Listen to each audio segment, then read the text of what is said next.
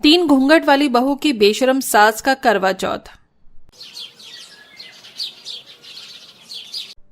संध्या, नीति और सिया साड़ी पसंद आई कि नहीं? माँ जी देखिए ना, मुझे ये साड़ी अच्छी लग रही है। दिखा तो जरा। अरे बहू, कम से कम अब इस घूंघट को तो ऊपर कर देती। पेट तक तूने घूंघट किया हुआ है, ऐसे में तो तुझसे शॉपिंग भी नहीं होगी। नहीं माँ जी, मुझे अब इस घूंघट की आदत हो गई है, मैं इससे भी शॉपिंग कर लेती हूँ। और सिर्फ मैं ही नहीं, सिया और नीति भी इसी तरह शॉपिंग कर रही है। अच्छा ठीक है, वैसे जो साड़ी तू घूंघट में भी ढूंढ कर लाई है वो बहुत अच्छी लग रही है। अरे नीति, सिया, तुम्हें कुछ पसंद आया कि नहीं? हाँ माँ जी, करवा चौथ के लिए ये साड़ी मुझे अच्छी लग रही है। ठीक है, जो भी तुम्हें अच्छा लग रहा है वो जल्दी से लेकर आओ, मैं पैक करवा देती हूँ। शकुंतला ऐसे बोलकर अपनी बहुओं को लेकर काउंटर पर आ गई और साड़ियों को पैक करवाने लगी। हाँ जी मैडम जी, आपकी ये वाली साड़ियां पैक करनी है? हाँ ये।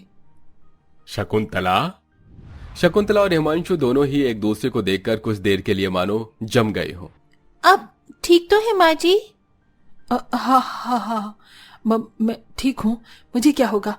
जल्दी जल्दी से पैक करवाकर ये साड़ी ले आओ, मैं बाहर इंतजार कर रही हूँ।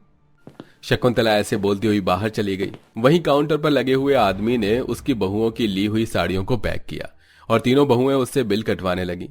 तीनों ही बहुएं कंफ्यूज थीं कि आखिर उनकी सास और उस आदमी का एक दूसरे से क्या रिश्ता है, लेकिन उन्होंने खुलकर कुछ पूछा नहीं। शकुंतला जब से बाजार से आई थी तभी से वो गुमसुम थी।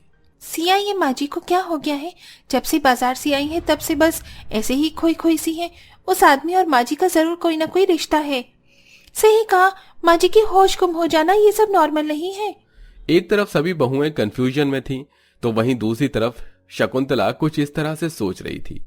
मैं तो उसको भूल चुकी थी, नाम भी याद नहीं करना चाहती थी मैं उसका, लेकिन इतने सालों के बाद भी वक्त ने मुझे वहीं लाकर खड़ा कर दिया। शकुंतला ने अभी ऐसे बोला ही था कि तभी उसके फोन पर किसी का कॉल आया। वो कोई और नहीं बल्कि वही आदमी था जो कि उसे बाजार में टकराया था। ये किसका नंबर है? हेलो शकुंतला, तुम क्यों फोन किया है? क्या चाहते हो? मेरी बात तो सुनो शकुंतला, ऐसे गुस्सा मत करो। किस्मत ने हमें एक बार फिर से मिलने का मौका दिया है, इसका फायदा उठाओ। जानती हो, आज भी कुछ नहीं बदला है। मेरा प्यार सब कुछ पहले जैसा ही है। लेकिन वक्त और हमारे रास्ते बदल चुके हैं हिमांशु। अब मैं कोई कुंवारी लड़की नहीं हूँ। माना मेरे पति मनमोहन जी अब इस दुनिया में नहीं है, लेकिन मेरी 3 बहुएं हैं, बेटे भी हैं। ऐसे में अब मैं दोबारा अपनी जिंदगी में नहीं लाना चाहती तुम्हें। मुझे भूल जाओ। हिमांशु और शकुंतला ऐसे ही बातें करने लगे। दरअसल हिमांशु और शकुंतला का कॉलेज का प्यार था। दोनों एक दूसरे को बहुत पसंद करते थे, लेकिन हिमांशु के गरीब होने की वजह से शकुंतला के बाप ने उसे नहीं अपनाया और शकुंतला की मनमोहन नाम के आदमी से शादी करवा दी। शकुंतला हिमांशु को बहुत चाहती थी, लेकिन वो अपने बाप के खिलाफ नहीं गई। शादी के कुछ सालों बाद ही शकुंतला के पति का देहांत हो गया और फिर उसने ही अपने बेटों को पालकर बड़ा किया। ऐसे ही समय बीतता गया और आज फिर से हालातों ने उन दोनों को एक दूसरे के सामने लाकर खड़ा कर दिया था। शकुंतला हिमांशु से बातें कर रही थी और दरवाजे के बाहर खड़ी हुई उसकी बहुएं उसकी बातों को सुन रही थीं। शकुंतला ने काफी देर तक हिमांशु से बातें की और फिर, ठीक है, मैं कल को तुमसे मिलने आऊंगी। अब बस करो, वरना कोई हमारी बात सुन लेगा। ठीक है, मैं कल का बेसब्री से इंतजार करूंगा। ऐसे बोलकर हिमांशु ने फोन काट दिया। वहीं दरवाजे के बाहर खड़ी हुई घूंघट वाली बहुएं बात बनाने लगी। हे राम, माँ जी ने तो हद ही कर दी। हमारी सासू माँ तो बहुत ज्यादा बेशर्म है। देखो तो, ससुर जी के जाने के बाद ये गैर मर्दों से चक्कर चला रही है। माँ जी कल किसी से मिलने जाने वाली है, चलो हम भी नजर रखेंगे। ठीक है, हम भी तो देखें कि आखिर माँ जी कहाँ जाएंगी। तीनों बहुओं ने अपनी सास का पीछा करने का मन बना लिया। फिर क्या था, ऐसे ही अगला दिन भी निकल आया। करवा चौथ करीब था, इसलिए हर रोज ही औरतें खरीदारी के लिए बाहर आना जाना कर रही थी। शकुंतला भी बहाने से निकल गई। सिया, नीति, माँ जी चली गई हैं, चलो हम भी चलते हैं। वैसे तो वो सरगी का सामान खरीदने को बोलकर गई हैं, लेकिन मुझे यकीन है कि बस सरगी तो वो अपना बचाव करना चाहती हैं। वो जरूर इसी आदमी से मिलने गई होंगी। सही कहा, चलिए चलकर अपनी बेशरम सासू माँ का राज जानते हैं। तीनों बहुएं भी ऐसी बातें बनाकर शकुंतला के पीछे पीछे आईं और फिर एक जगह पर उनके कदम ठहर गए। बस बस बस, सभी यहीं ठहर जाओ। उन तीनों ने घूंघट तो किया ही हुआ था, साथ ही वो दुबक भी गईं, क्योंकि आगे की तरफ शकुंतला और हिमांशु थे। हिमांशु ने शकुंतला के आगे एक थाल की हुई थी। शकुंतला, तुम आज भी उतनी ही सुंदर हो जितनी कि पहले हुआ करती थी।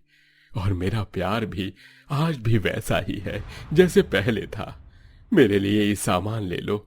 ये सफेद साड़ी तुम्हारे ऊपर अच्छी नहीं लगती है। तुम मेरे नाम का सिंदूर मांग में भरवा लो और दोबारा अपनी जिंदगी को रंगीन कर दो। देखा, ये दोनों बेशरम तो शादी करने वाले हैं। नहीं हिमांशु, ये नहीं हो सकता।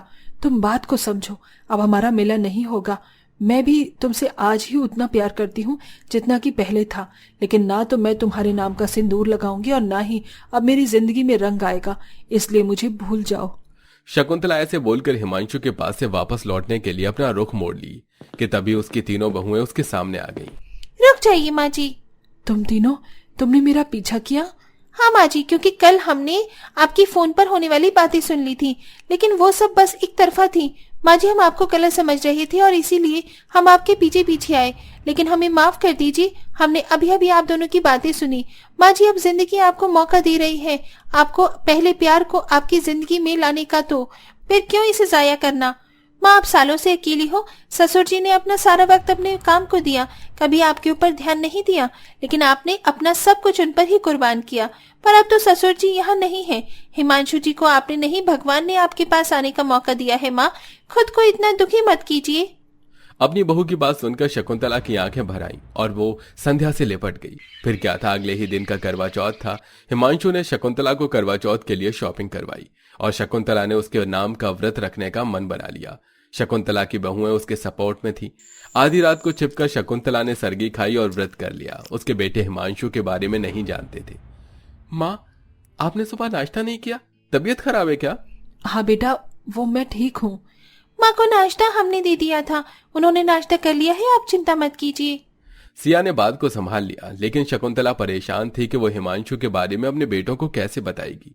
इसी सोच में सारा करवा चौथ का दिन बीत गया और अब शाम हो चुकी थी। शकुंतला की तीनों बहुएं भी सच संवर गईं और साथ ही उन्होंने शकुंतला को भी दुल्हन की तरह सजा दिया। बहुओं, मुझे क्यों तैयार कर रही हो? क्योंकि आज ही के दिन हम आपकी शादी करवाएंगे माँ जी। क्या कहा? हाँ माँ जी, माना कि आपके लिए मुश्किल है, लेकिन एक ना एक दिन तो ये होना ही था ना। आप फिक्र मत कीजिए, हम आपके साथ हैं। सिया की बात सुनकर शकुंतला कुछ शांत सी हो गई, लेकिन वो घबराई हुई ही थी। ऐसे ही शाम को छत पर चांद देखने जाने का समय हो गया। शकुंतला भी सज धज कर छत पर आई। उसे देखकर उसके तीनों बेटे चौंक गए। माँ? वीर जी, हम लोग आपको सब कुछ बता देंगे। मैं ही बता देता हूँ, तुम्हारी माँ और मैं शादी कर रहे हैं। हिमांशु ने आकर अपना राज खोल दिया और फिर पूरी बात सभी के सामने आई। तीनों बेटे अपनी माँ पर गुस्सा कर रहे थे, लेकिन फिर उनकी पत्नियों ने उन्हें समझाया। आप सभी गुस्सा करना बंद कीजिए। माँ जी अगर दूसरी शादी कर भी रही हैं तो इसमें गलत क्या है? जरा सोचिए, अगर माँ पहले चली जाती तो क्या बाबूजी दूसरी शादी नहीं करती? हाँ, अगर कर भी लेते तो आप ऐसे ही उनके ऊपर भी उंगली उठाते क्या? नहीं, तो फिर माँ को क्यों रख रहे हैं? ये माँ की जिंदगी है और बहुत हुआ इनकी जिंदगी में बस सफेद रंग। अब हिमांशु जी को माँ की जिंदगी में रंग भरने दीजिए ना। तीनों ही बहुओं ने अपने पतियों को खूब समझाया। बेशक वो तीनों घूंघट करती थी, लेकिन बहुत ज्यादा खुले विचारों और ऊंची सोच की थी। उनकी बातें सुनकर शकुंतला के बेटे भी अपनी माँ की दूसरी शादी पर राजी हो गए और फिर सभी ने अपनी अपनी पत्नियों का व्रत खुलवाया। हिमांशु ने भी शकुंतला का व्रत खुलवाया और तभी उसकी मांग को भी भर दिया। इस तरह शकुंतला की जिंदगी में भी रंग भर गया और सभी खुशी खुशी रहने लगे। तो दोस्तों, आप बताओ, बुढ़ापे में अपनी जिंदगी संवारना गलत है या सही? कमेंट करके हमें अपना जवाब जरूर दें।